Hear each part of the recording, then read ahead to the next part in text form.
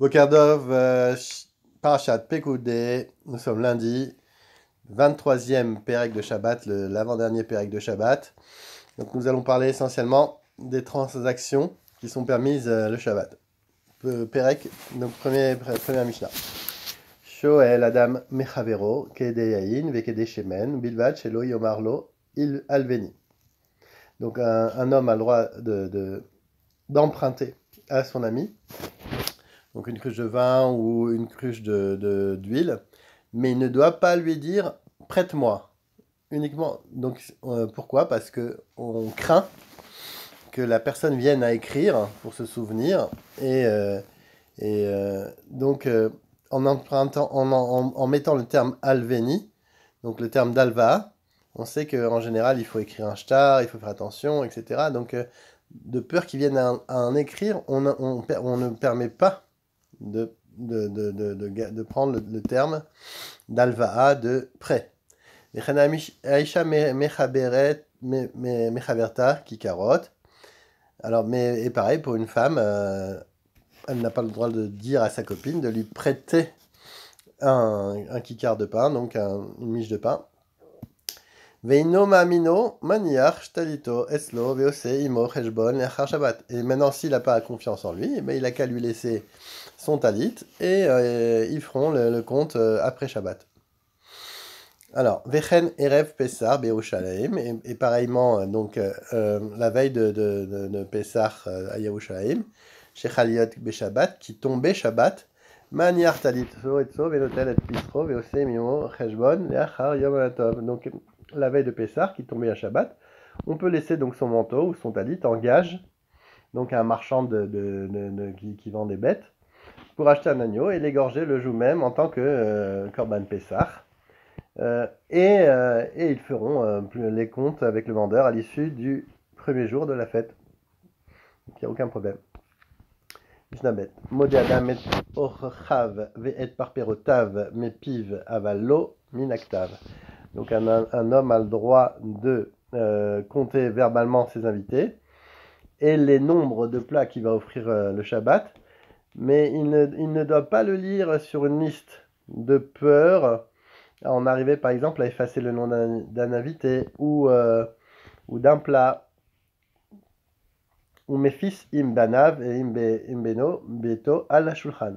Et un homme a le droit de tirer au sort les places de chacun des enfants et qui prendra place autour de la table. Ou bilvad, c'est Kaven, la sot manak de la keneged tana, mishum kubia.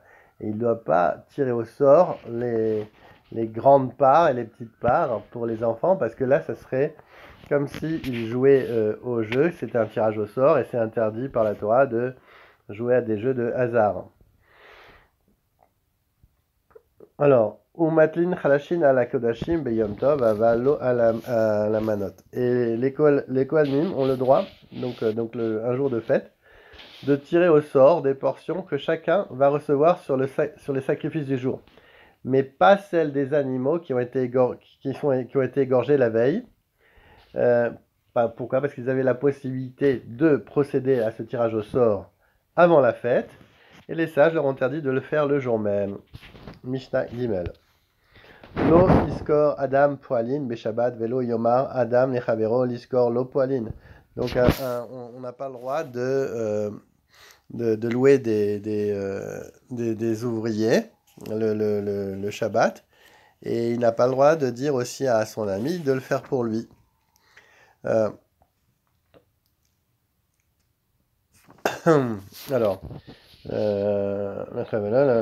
Ve'en marshichin à la troum liskor poalim liavi perot aval marshich ou lishmor. Umevi perot beado klal amar rabba shaul kol sheno zakai beamirato racha yani lershich alav.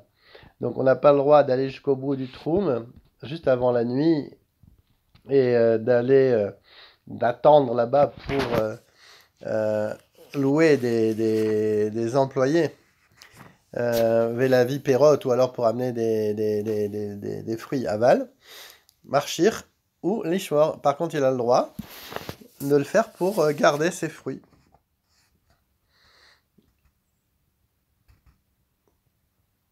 Donc il a le droit de garder, parce que le fait de garder n'est pas une mélacha en elle-même. Donc, Klal Abba Shaul, donc c'est une règle qu'a dit Abba Shaul. Kol chez Ani Zakai Be Amirato, tout ce que j'ai le droit de dire Shabbat, parce que vous savez que Shabbat, il y a des choses qu'on a le droit de dire, donc Iske, on n'a pas le droit de parler de business ou de choses comme ça, tout ce que j'ai le droit de dire Shabbat. Rachanei, l'Archer Alav, j'ai le droit d'attendre la fin de Shabbat et pour gagner du temps. Alors, Mishadalet. Marchechin à la troum, les fakeach, à l'iske, kala. On a le droit donc de rester au bout de la limite du troum, du Shabbat, pour s'occuper des besoins de la kala, pour les préparatifs d'un mariage, ou à l'iske amet, ou pour un enterrement, les avilo Aaron, vetachechin, pour lui amener donc son cercueil ou son linceul, vélo. Goy shevi echalin ve Shabbat lo ispod ba'en Israël. Un goy qui a amené des flûtes, parce qu'ils jouaient de la musique avant dans les enterrements, on n'a pas le droit de faire le esped avec ça en Israël. Et la imken, baou mekom karov, seulement s'il était à l'intérieur du troum, ce goy, alors on aura le droit. Asalo Aaron ve chafro lo kever. Donc maintenant, s'ils ont fait un cercueil pour un goy, et ils ont fait un cercueil, Ikaverbo Israël, on peut, comme ils l'ont fait pour eux-mêmes, ils l'ont pas fait pour un Israël, on a le droit d'utiliser cette mélacha, parce qu'ils n'étaient pas mis de kaven pour un Israël. Donc on peut enterrer un Israël. Ve'im bishvil Israël, lo ikaver bo olamint. Et si c'était pour, ils l'ont fait bimiuchad, spécialement donc pour un Israël, on n'aura pas le droit de l'enterrer, ne jamais l'utiliser. Par contre, on pourra l'utiliser pour un autre juif. Mishnahei, Osin Kol Sarkamet. On a le droit de faire tout ce qui est permis, tous les soins nécessaires pour un mort, comme, alors, Sachin, ou Madichin, Oto, Bilvat, Shelo, Yazizu, Bo, Ever. On a le droit de l'enduire d'huile, on a le droit de le laver, à condition de ne pas déplacer un de ses membres. Pourquoi? Parce qu'il est moussé. Shomti metakar metartav, ou Matilin, Oto, Al, Achol, Bijvil, chez Yamtin. Il est permis de retirer un coussin qui était en dessous du mort et de poser le corps sur le sable frais. Pourquoi? Parce qu'en général, pour qu'il ne se décompose pas rapidement à cause de la chaleur des draps ou du coussin. Koshrin et alechi vélo chez Aléa et là chez le Yossif. Il est même permis de lui accrocher, donc de lui attacher la mâchoire, mais pas pour lui refermer la bouche, mais pour qu'elle ne s'ouvre pas davantage. Vechen kora shenishbera, somrinota be'esafsal o be'arukot, amita lo chez Ta'ale et là chez l'Otosif.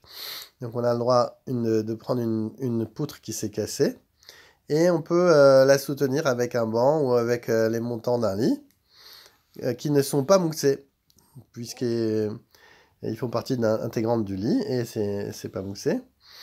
Et toutefois, il n'est pas permis de le faire en vue de remettre la poutre à sa place.